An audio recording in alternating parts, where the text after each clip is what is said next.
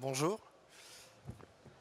Je me présente devant vous pour vous montrer un petit peu la démarche qu'on a engagée, en tout cas depuis mon arrivée en 2024 à Sémiplast. Ah, j'ai un problème, je crois, de slide, mais bon, ça va le faire. Donc en fait, la société a été créée en 2013 dans le parc à Saint-Imier, dans les locaux de la HEARC à Saint-Imier, avant de déménager en 2016. Ah, vous m'entendez mieux là? Merci. Merci, merci. Euh, En fait, ce déménagement a été nécessaire puisque le développement d'une canule dans le dentaire a été lancé dans les locaux de la HEARC à Saint-Imier. Et puis il était devenu nécessaire de trouver des locaux bien plus grands pour développer cette canule qui appartenait à l'entreprise Produits Dentaires SA. Donc c'était un produit critique pour eux. D'où notre installation en 2016 dans les locaux de la HEARC. En 2018, Produits Dentaires est devenu actionnaire majoritaire de l'entreprise. Bien évidemment, un de leurs produits était le cœur de l'entreprise. L'entreprise était alors tournée vers le développement de solutions pour le dentaire et s'est progressivement diversifiée pour aller désormais dans le domaine de l'horlogerie, de l'alimentaire, etc. En 2024, une nouvelle équipe de direction a été... ça va trop vite. En 2024, une nouvelle équipe de direction a été mise en place, donc j'en fais partie. Et pour moi, il était important de modifier nos façons de travailler dans l'objectif de reverdir un petit peu notre métier, donc de ressusciter des vocations qui nous manquent. On manque cruellement de main-d'œuvre. On a une image très dégradée dans nos métiers. Et donc on essaye de faire tout notre possible pour changer un petit peu l'image de notre métier au travers de nos nouvelles habitudes. Donc notre environnement de production est composé de 7 presses à injecter, d'une salle blanche ISO 8, donc principalement pour des produits médicaux. Et nous sommes spécialisés dans la micro-injection de pièces techniques, plastiques, principalement pour le dentaire, mais aussi du surmoulage qu'on met en place donc pour de la toute petite série, pareil pour le dentaire principalement, mais aussi pour l'horlogerie.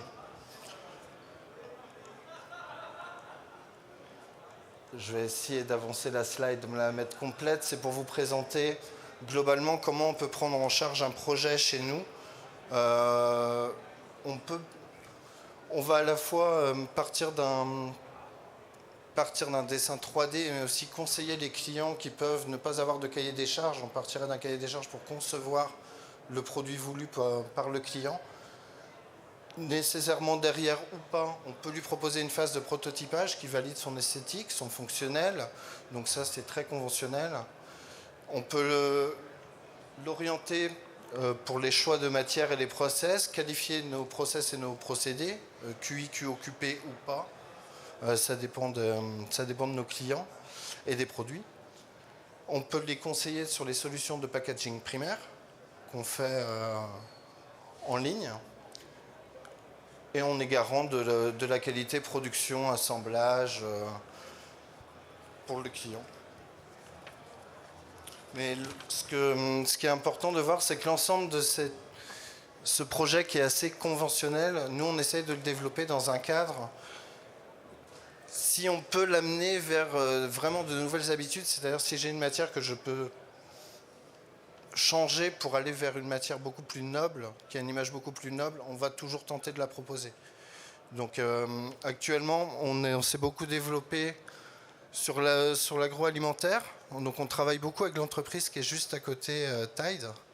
Donc Jérémy qui est là-bas aussi.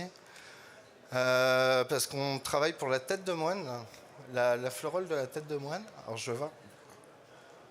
Voilà. Donc on en a produit 1 500 000. À partir d'une matière, c'est un polypropylène que montre Jérémy là-bas. Un polypropylène qui est issu de dépollution océanique. Donc on est déjà à 1 500 000 fleurotes produites depuis 2023. Une fleurole, c'est 4 pièces, donc c'est pratiquement 6 millions de pièces. certaines pièces sont en train aussi d'être... on va essayer de substituer une matière qui n'est pas encore issue de dépollution océanique pour aller vers une matière issue de dépollution océanique. Mais il nous faut les validations alimentaires qui ne sont pas spécialement simples à obtenir. Donc c'est un projet qui est très très local, donc pour le bilan carbone, pour le client, parce qu'il est à peine à 800 mètres de chez nous. Aujourd'hui, 80% du volume matière annuel consommé par Semiplast est issu de dépollution océanique, grâce à Tide. Et vu le volume que représente cette pièce chez nous, on est sur même plus de 80% de matière, on va dire, avec une image assez noble derrière.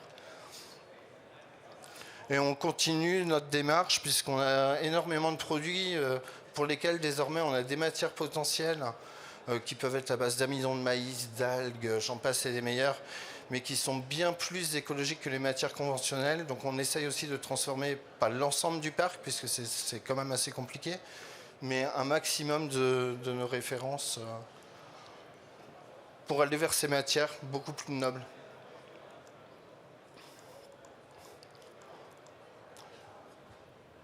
Alors, la démarche, elle est plus globale, c'est-à-dire que dans la forme d'éco-responsabilité, on essaye aussi de l'intégrer dans la conception. Pourquoi acheter un outillage complet neuf si on peut se le permettre entre les clients, on va dire 80% de l'outillage peut être mutualisé. Deux clients peuvent avoir 80% d'un outillage et échangent qu'une petite partie de l'outillage desquels ils sont propriétaires. Et ça nous évite d'avoir des coûts de transformation, de mécanique, d'usinage très très élevés. Et donc ça nous permet aussi de réduire notre bilan carbone.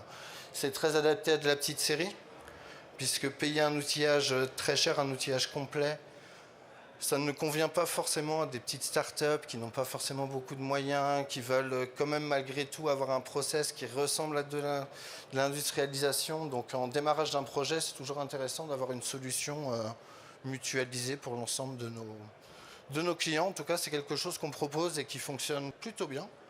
Donc on a travaillé sur ce sujet-là pour le projet du compteur pour la Bugatti Tourbillon. Donc il y a énormément de références, c'est complètement personnalisable. Donc il faut pouvoir aussi être très réactif là-dessus, et le fait de mutualiser l'outillage et donc d'être capable de générer de nouvelles empreintes très rapidement, leur permet d'avoir une réponse à leur demande. Donc ils sont à la fois contents au niveau des coûts, mais aussi au niveau de la personnalisation possible qu'on peut apporter derrière.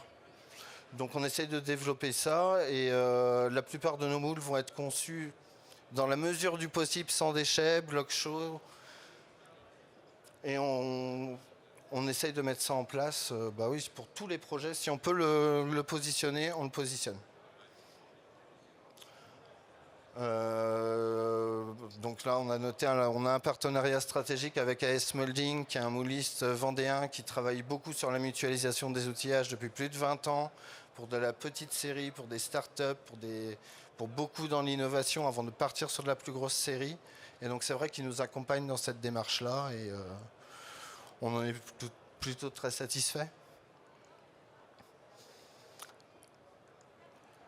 Notre démarche, elle commence à se développer, elle est un petit peu plus loin, c'est-à-dire que même que ce soit dans nos conditionnements, dans nos nouvelles habitudes, on essaye de changer nos conditionnements. On part sur des bacs en plastique réutilisables, plutôt que d'avoir des cartons qui partent chez le client et qui ne reviennent jamais, qui vont être mis en destruction ou quelque chose. On essaye d'avoir un cycle de vie de nos conditionnements qu'on puisse récupérer. À côté, on a la mutualisation des coûts logistiques qu'on a mis en place aussi avec notre client, qui est l'entreprise Spiloffer. Son camion passait devant chez nous tous les jours, pas chargé, alors qu'il allait dans une localisation qu'on avait besoin pour son assemblage. Et donc du coup, à chaque passage, désormais, il récupère nos palettes pour nous limiter à nous le nombre de camions qu'on va devoir demander tous les ans. Donc on est à 20 camions par an qui sont tout bonnement et simplement annulés parce qu'il prend en charge le transport. Plutôt que de passer à vide, il embarque nos produits pour l'assemblage. Et derrière, c'est des petits gestes quotidiens, mais que ce soit la séparation des matières qui n'était pas mise en place, la mise en place de poubelles de tri. C'était aussi le nombre de bouteilles d'eau qu'on consommait par an parce qu'on n'avait pas de fontaine à eau, on n'avait pas, voilà, quand on a commencé à chiffrer, on s'est dit si nous on ne fait pas ce geste-là en tant que plasturgiste et qui doit être conscient de la problématique, personne ne le fera. Et donc du coup on a investi dans une fontaine à eau qui nous permet une économie entre 500 et 600 bouteilles par an. Donc c'est une petite économie, mais si chacun le fait, ça commence à avoir un petit impact en tout cas. Donc voilà, on essaye de montrer l'exemple. Le but c'est de pouvoir lutter face aux effets conjugués du plastic bashing et du manque de vocation dans notre métier. On n'a plus de techniciens, on a du mal à faire venir nos jeunes dans ces métiers-là. C'est des métiers qui polluent, c'est des métiers qui ont une très très mauvaise image et ça nous fait beaucoup de mal au quotidien. Donc on essaye à notre humble mesure, on est une toute petite structure, d'apporter notre petite pierre à l'édifice, quoi. Donc voilà.